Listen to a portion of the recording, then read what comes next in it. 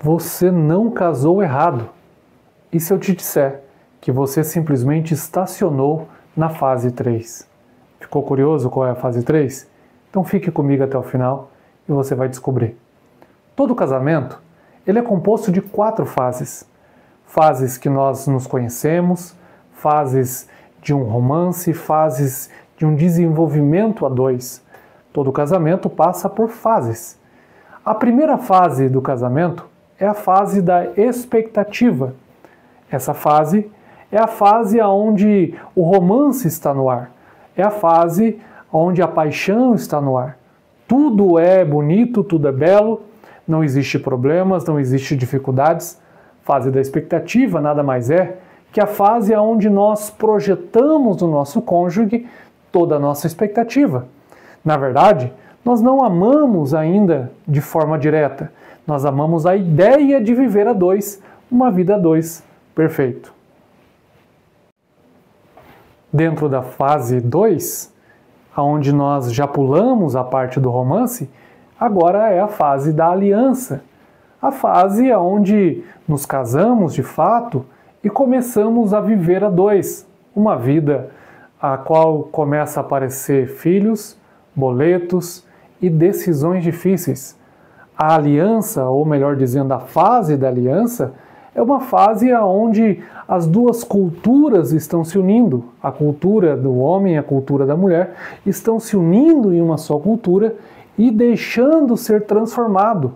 A fase 2 tem os pequenos problemas, que são choques de cultura, mas nada muito grave. A fase da aliança é uma fase que pode demorar alguns anos ou pode ser alguns meses, porém a fase 2 é a fase onde a responsabilidade nasce. Como eu disse, é a fase onde vamos pagar contas juntos, é onde vamos começar a construir os nossos sonhos juntos e começar a viver, de fato, uma vida a 2. Agora, o problema é que, ao findar da fase 2, estamos prestes a iniciar a fase 3 do casamento. E é nessa fase que muitos casamentos são destruídos, muitos casamentos acabam. Qual é a fase 3? A fase 3 é a fase da desilusão. Por que a fase da desilusão? Porque é nessa fase que o cônjuge começa a conhecer o seu parceiro de fato.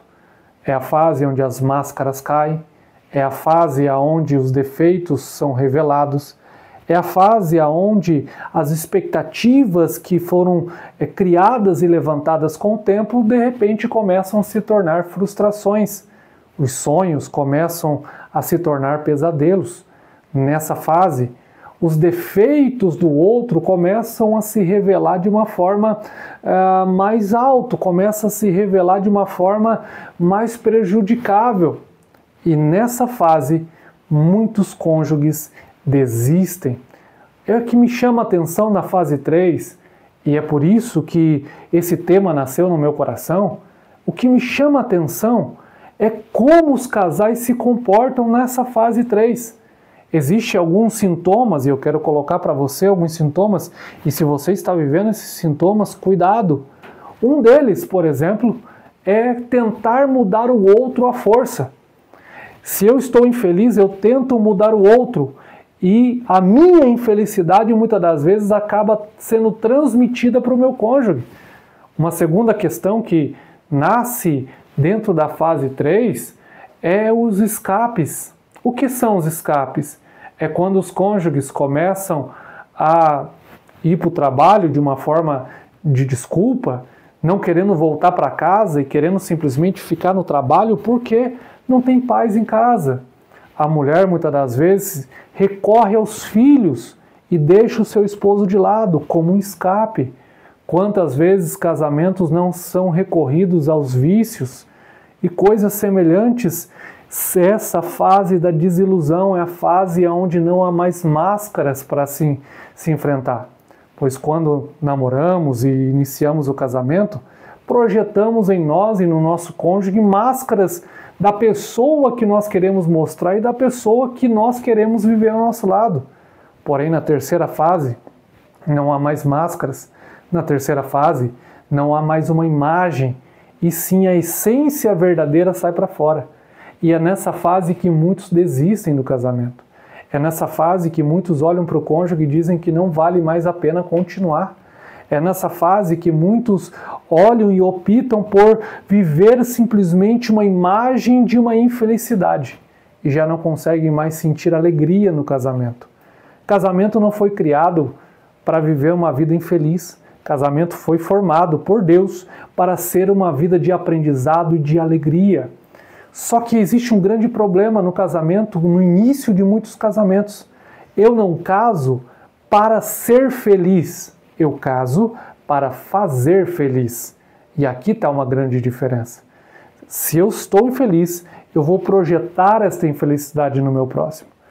O grande problema é que muitos nessa fase começam a ir por caminhos obscuros, começam a viver uma vida dupla, uma vida diante do cônjuge e uma vida fora, começam a ter imagens e um outro mundo na mente, começam a projetar em outras pessoas alegrias, começam a projetar em outras mulheres ou outros homens algo que não é real.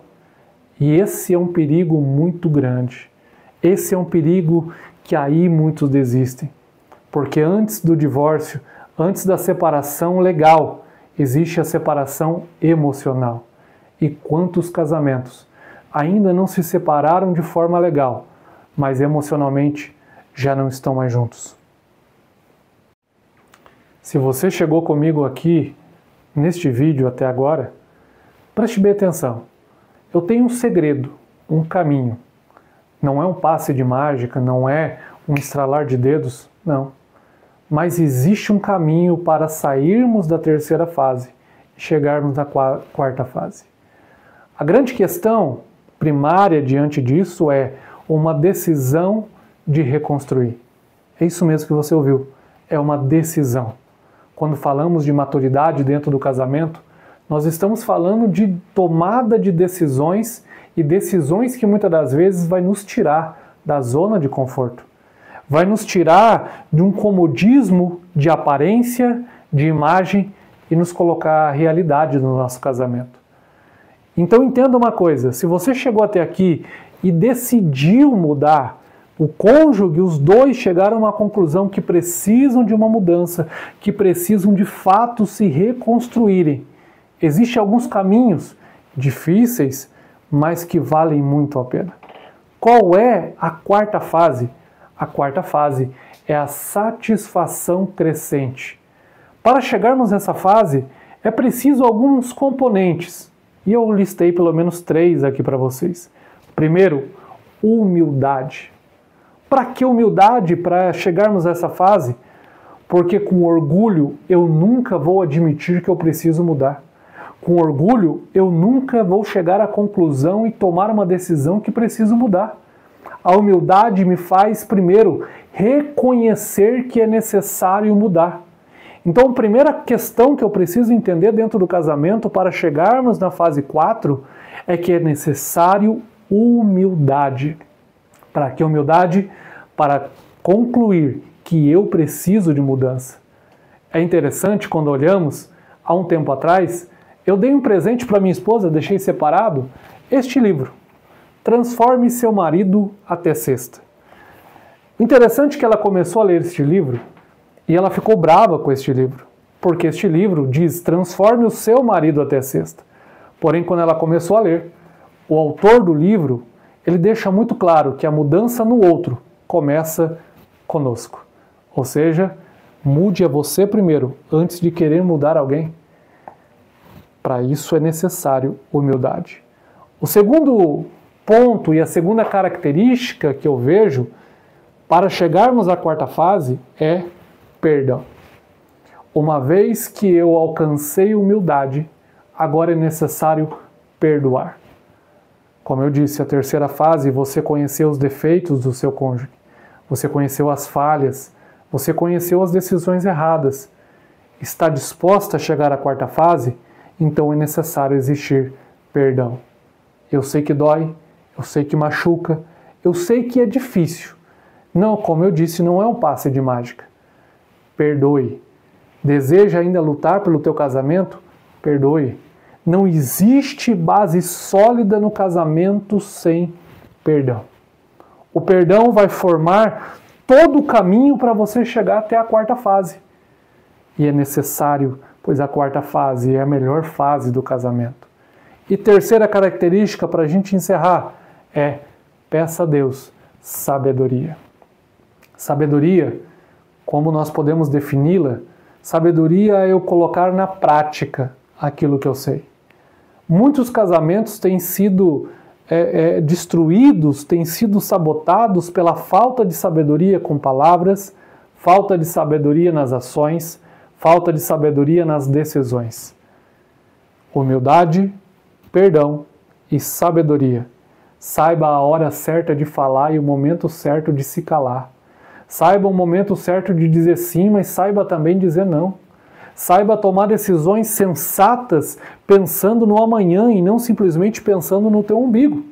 Saiba com sabedoria colocar as posições e palavras e pensamentos certos. E somente assim chegaremos à quarta fase, que é a satisfação crescente. O que é a fase da satisfação crescente? É a fase que já não é mais uma simples paixão, agora é amor de verdade.